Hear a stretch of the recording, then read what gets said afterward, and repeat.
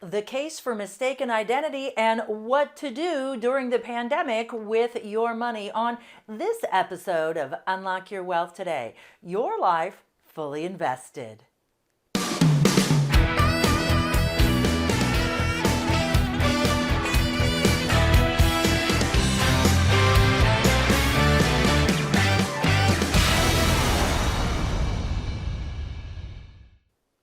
Welcome to Unlock Your Wealth Today, your life fully invested. I'm your purveyor of prosperity and host, Heather Wagenhals.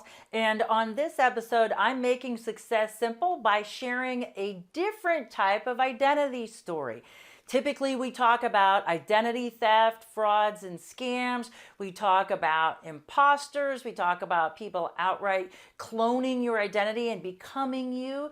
But today we're having a completely different feature, and it's from a former guest. I'm really excited to speak with this guest again because he has incredibly sage, sound advice, but I'm really compelled to share his story because it's one of mistaken identity, something that we've never approached or discussed. And what do you do in the case of mistaken identity, especially when it can imperil your own financial career, especially when you're a money manager? And that's what's happened to Harry Abrahamsen of the Abrahamsen Financial Group.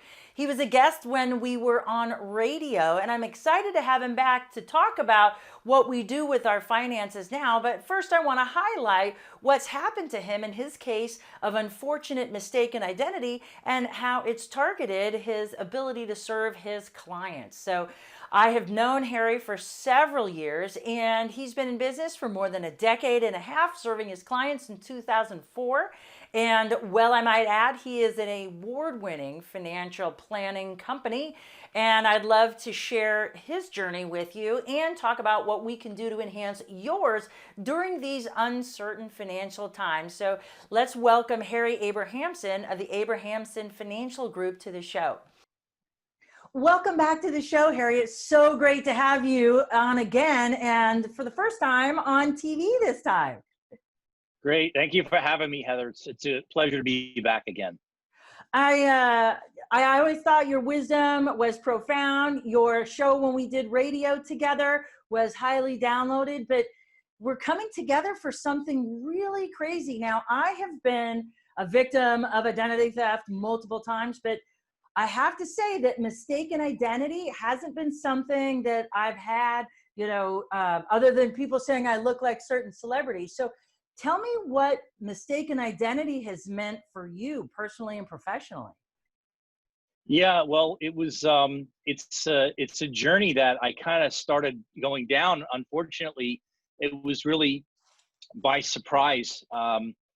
We at the time, going back probably over 10 years ago, my dad, who has the same name as myself, Harry Abrahamsen, got himself into trouble. And at the time, our family was estranged, so I didn't really know anything what was really going on until I got a phone call from a client that said, "Hey, by the way, did you know that this happened?" So it was kind of a surprise, and then realized, soon thereafter that when people started to kind of look me up, they just assumed that it was the same person, Harry Abrahamsen. And also he was involved with UBS, but he was involved with UBS as a client. So people assumed he was in the same industry, the same person. So it was definitely something very hard to deal with in the very beginning when we discovered this was something that now was something part of our reality. Well, it's troubling anytime we have issues with our identity. We work so hard to operate with integrity, do the best job that we can. And unfortunately, people make mistakes in this world, and to have it associated with you must have been really stressful for you. So what was some of the first things that you did once you, I guess you had to really investigate to figure out what was going on once your client made mention of it? Yeah, we tried to figure out a little bit of what was happening, to figure it out, because at the time, nobody really was talking. So I reached out to a family member to find out, what went on, what happened. And then really after that, funny enough, I got a phone call from the New York Times, and they brought it to my attention that they were going to publish an article, and I was like, please don't do this. And they stopped it temporarily, and then they went back to, I guess, speak to the editors and everything. And I explained to them the problem that they would be creating for myself. And then they came back and said they're going to, publish the article. And in their opinion, they thought it was best if they just didn't even bring up that there was a son, especially in the financial service space. So I went ahead and they published it. And then basically after that, that's where articles started to appear. And we really were trying to figure out, how do we really get ahead of this with our clients? Mm-hmm. Mm-hmm. So when something like this happens to you, did you seek the advice of legal counsel? What was their estimation of what options that you had for mistaken identity? Heather, in this particular example, there really isn't anything that you can do from a legal standpoint, because they're both the same names, and it happens to be my dad, and we live in the same state, and they were publishing and printing articles, and the Justice Department, and I reached out to people, politicians, my congressmen, senators, to ask them if there's any way they can possibly help me out, if they can get some of this stuff removed. It's been around for a long time. And so the best suggestion that I got was to really just go out there and just promote our content, promote who we are, so people can identify us and separate out, the good information from the information that it has nothing to do with us, Mm-hmm. So it's been a very hard road to go down, but we realize now we had a big year last year, accomplished a lot of really good things. And we have a lot of, great information and content that is out there, awards and things that we've won. So right now we're focusing on just trying to get some good content out there. Hopefully, as time goes on, some of the information that doesn't have anything to do with us will soon hopefully disappear. Mm-hmm. Well, I think that's an awful place to be, because your hands are tied, and that's a really stressful thing. But I like the idea of being proactive and being able to put some quality content out there. And that's why I wanted to have you back, because I've always respected and admired what you've done in your profession. And when we get back from the break, I would love to hear more about what your thoughts are on what people should be doing with their money during this coronavirus pandemic uncertainty, as we watch numbers climb, as the economy opens back up. And what do I do with my money has been the biggest question on a lot of viewers' minds. So let's answer that when we get back to the break. You are watching Harry Abrahamsen of the Abrahamsen Financial Group on Unlock Your Wealth Today. Your life fully invested. We'll be right back with more right after this.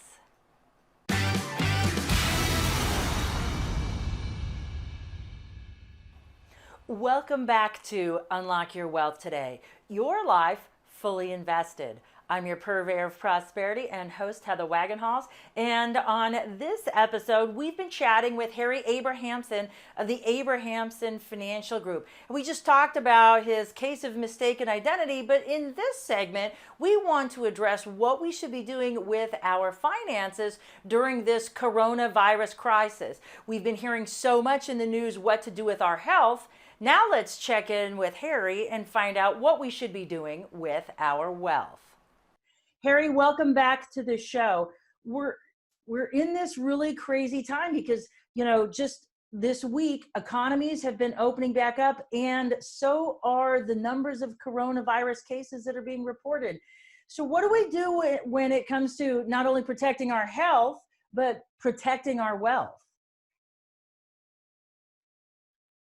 Yeah, that's a great question, Heather. Right now, I'm working with clients and we're doing right now with people, if they're in the beginning stages of looking at planning. Number one is they need to educate themselves. They need to really look at the bigger picture. They need to look at everything that they have going on. Sometimes people really focus in on a micro, we call it a micro, but it's not just about a rate of return or diversified portfolio or looking at different products, but the real key is how is your overall plan looking today? Are you set up the right way if something like this happens? It's just not only the pandemic that happened and the markets behaving, but now we're going to be dealing really with the aftermath, right? I mean, unemployment, a tremendous amount of stimulus that was produced. So there's a lot of economic environments that you're really going to start to come together. And the people that we're working with, we want to make sure that they're tactically positioning what they do have from an overall planning standpoint, so that if something happens in the future, whether it's a market correction or something happens in terms of inflation, there's a lot of other wealth eroding factors that play a role where people really need to be smarter about things and tactically and assets, not only from an overall risk standpoint, but also from a tax standpoint. So not that we should be making comparisons, but if we look back to what happened with the last financial crisis last decade, do we think this is going to have the same ramifications, or it's not going to be as bad, or do you think it'll be worse than what we saw with the financial crisis of '08? Well, I think the majority of people that we work with, right, they have retirement accounts. I mean, that's what people typically have, some type of a retirement account. And, we're talking now about two different concepts, right? Market volatility, will it happen again? Well, markets do go up and go down. They will. But what happened right now affected really the world. It impacted every state in the United States of America. And the real question, Heather, is when you're putting your money into these accounts, a retirement account, it's all a pre-tax strategy, right? And the thought and the idea is to defer the tax. But the problem right now, if you really look at things, and just ask a general question, where do you think taxes are going to be? How are we going to pay for all this? And so the largest pool of untaxed money in America is the 401k plan. Qualified pension plans haven't been taxed. So it's going to have to come from somewhere.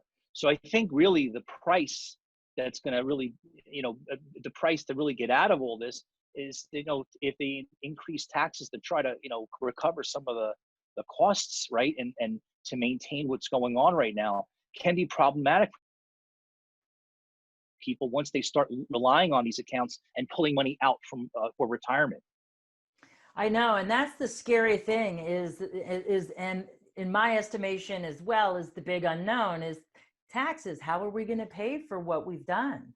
Because not only did we stop the economy, then, we wrote checks on top of that, and checks that the U.S. behind can't really cash, in my estimation. And I think that this is going to have ramifications for generations to come. So with regard to interest rates and inflation, I don't see them moving. What are your thoughts on how that'll affect us going forward? Well, the Fed printed a lot of money. There was a 60 Minutes interview that he basically said that they're a lender of last resort and would print any amount of money to keep things going. So when you print money, that's inflation, right? Yes. And so we don't know what's going to happen in terms of the impact, but we've never, ever produced $5 trillion of fiscal stimulus in a 3-day period, which is 25% of GDP in the history of our country. We've never done it. So now that we've done it, we're now going to really literally all watch and see, okay, what's going to be the ramifications from an inflationary standpoint. So there's that, it's a balancing act. People want safety right now. So they might go to, putting money in a safe account, maybe a savings account, CD. They don't want that risk. But the problem is that, inflation is going to really be eroding that dollar, because inflation's like, the stealth tax. It's there, but disappears quickly. Right. So they need to look at alternate strategies to try to keep up with, inflation if it really does start to trickle into our economy and impacting families and businesses. Mm-hmm. Well, it's been great having a conversation with you. So some of the fast facts that I'm getting out of our conversation is that we need to educate ourselves on what's going on, take a look at what exactly we have going on in our portfolios, irrespective of the pandemic, and then how do we plan and go forward in a tactical way? Is that kind of a good summary? Yep, great summary, and just keeping an eye on the choice between a pre-tax or post-tax strategy. I think it would be a smart move. Well, if folks have questions about that and want to know more and seek your advice, how do folks get a hold of you? They can go to our website. It's www.abrahamsen-financial.com, Abrahamsen, financial.com. And they can, shoot us an email. They can give us a call. They can send us some information right on the website itself. Oh, excellent. Well, it's been great catching back up with you, and best of luck overcoming your mistaken identity issues. And thank you so much for the advice going forward. And for those of you without a pencil, never fear. Unlockyourwealthtoday.com is here, where you can visit Harry's show page, get the links to all of his wonderful resources, contact him, and so much more. For the maestro of Moolah, Michael Terry, I'm Heather Wagenhals. Now go out and unlock your wealth today. UnlockYourWealthToday.com is produced by Heather Wagenhalls and the Unlock Your Wealth Foundation. UnlockYourWealthToday.com and its affiliates are copyrighted 2018 with all rights reserved. For more information on the Keys to Riches Financial Wellness Series, please visit our website at www.unlockyourwealthtoday.com.